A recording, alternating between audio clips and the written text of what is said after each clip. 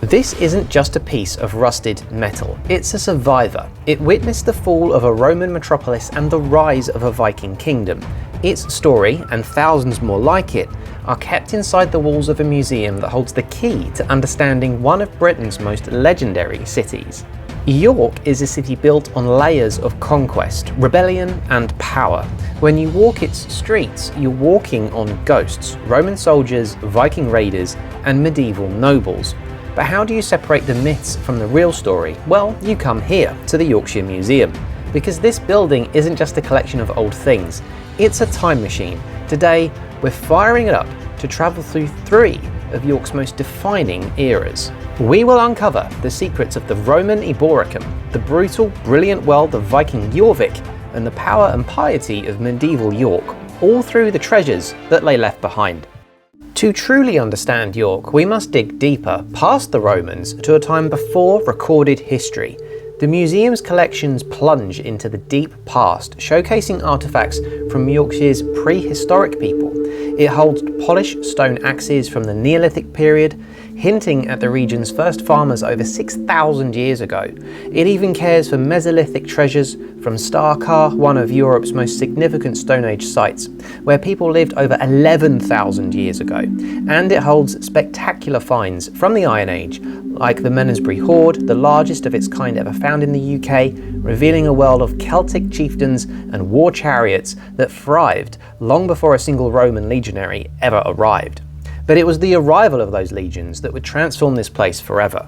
Let's rewind the clock almost 2,000 years to 71 AD. This is when the Roman 9th Legion marched north and set up a fortress right here on the banks of the river Ouse. But no story brings Roman York to life more than that of a single person. She is known as the Ivory Bangle Lady. Discovered in a stone coffin in 1901, her remains have told us an incredible story. Scientific analysis of her skeleton revealed she was a young woman between 18 and 23 years old, buried in the 4th century AD. Her grave was packed with astonishing treasures. Jet from nearby Whitby, a glass mirror, a blue jug, and the exotic ivory bangles that gave her a name. For over a century, that's all we thought she was, a wealthy Roman woman. But new research has revealed something incredible.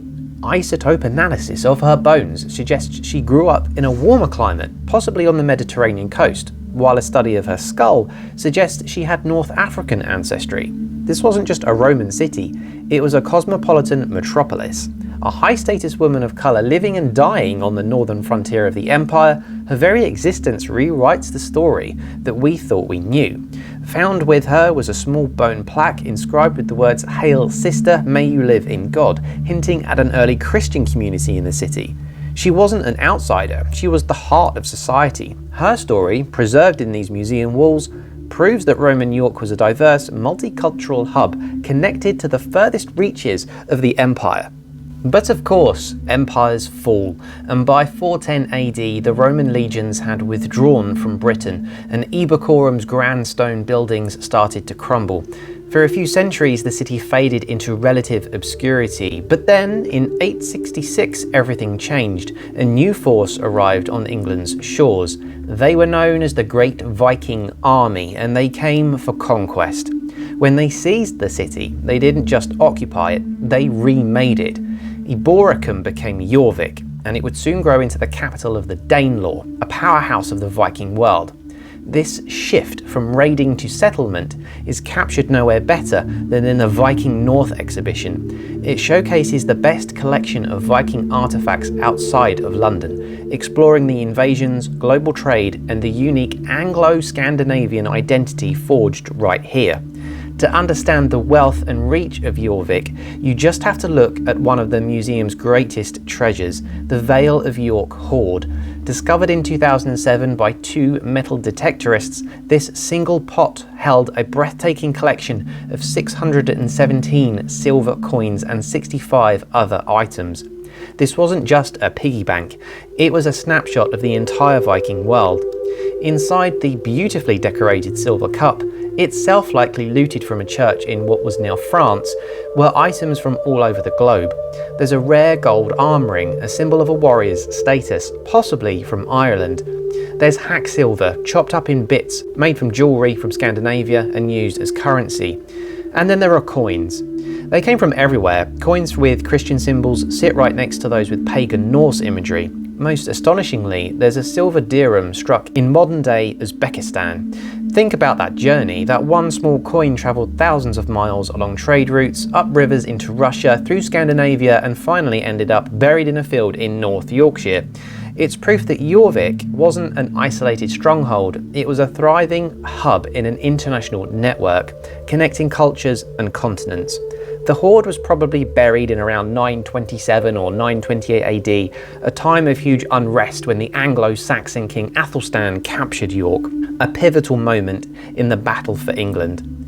But life in Jorvik wasn't all about treasure hoards and epic battles. The museum's collection shows a more intimate side of the Viking Age.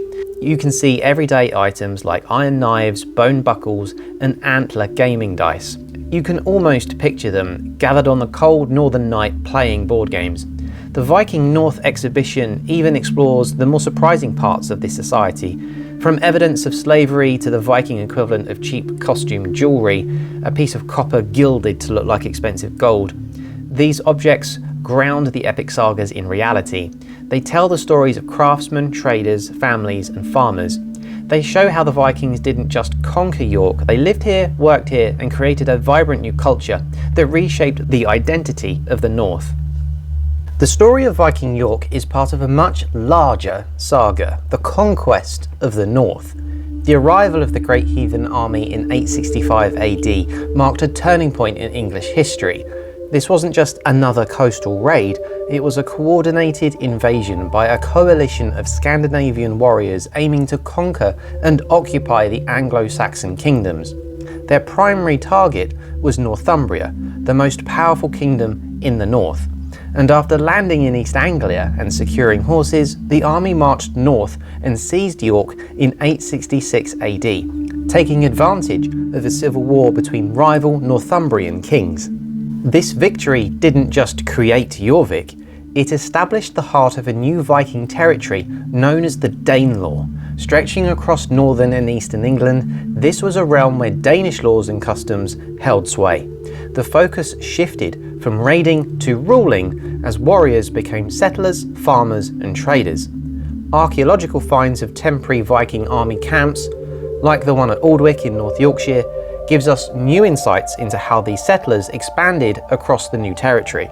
The creation of the Danelaw represented a profound cultural and political transformation. It forged a new Anglo-Scandinavian identity in the north, blending languages, laws, and traditions. Objects in the museum tell this story of clashing and combining cultures. You can see a silver gilt bowl, likely stolen from a monastery, buried with a Viking warrior, or a Thor's hammer pendant worn in response to Christian crosses. It was a complex world where Norse and Anglo-Saxon ways of life collided, leaving a permanent mark on the language, law, and identity of northern England.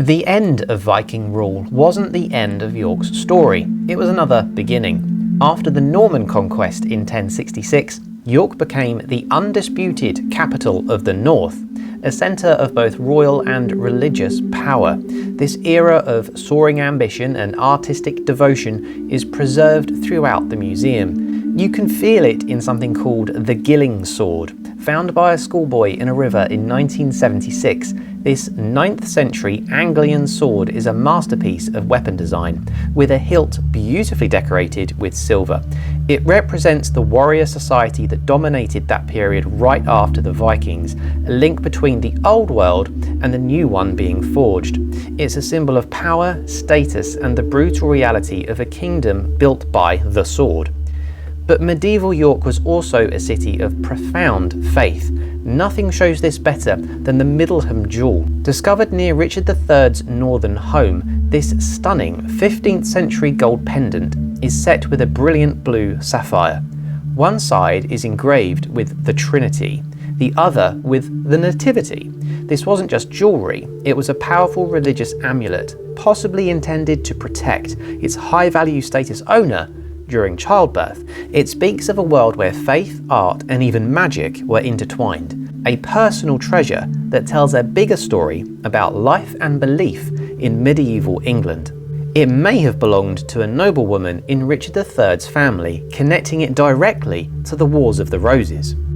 The grandest statement of this era's power surrounds the museum itself, the ruins of St Mary's Abbey, founded in 1088. This was once one of the wealthiest Benedictine monasteries in all of England, a religious and economic powerhouse. Its destruction under Henry VIII was another turning point in the city's history, but its dramatic ruins serve as a constant reminder of the wealth and influence that defined medieval York as England's second city. The Yorkshire Museum proves that to understand York today, you have to understand Eboracum, Jorvik, and the medieval capital that followed. You have to see how the ghost of a Roman fortress still stands beneath the streets of a Viking city, which itself lies under the shadow of a great medieval abbey. And if you enjoyed this journey into the past, hit the like button, subscribe for more stories hidden in history, and let us know in the comments which treasure, Roman, Viking, or medieval, would you most want to see up close. History is all around us, you just need to know where to look.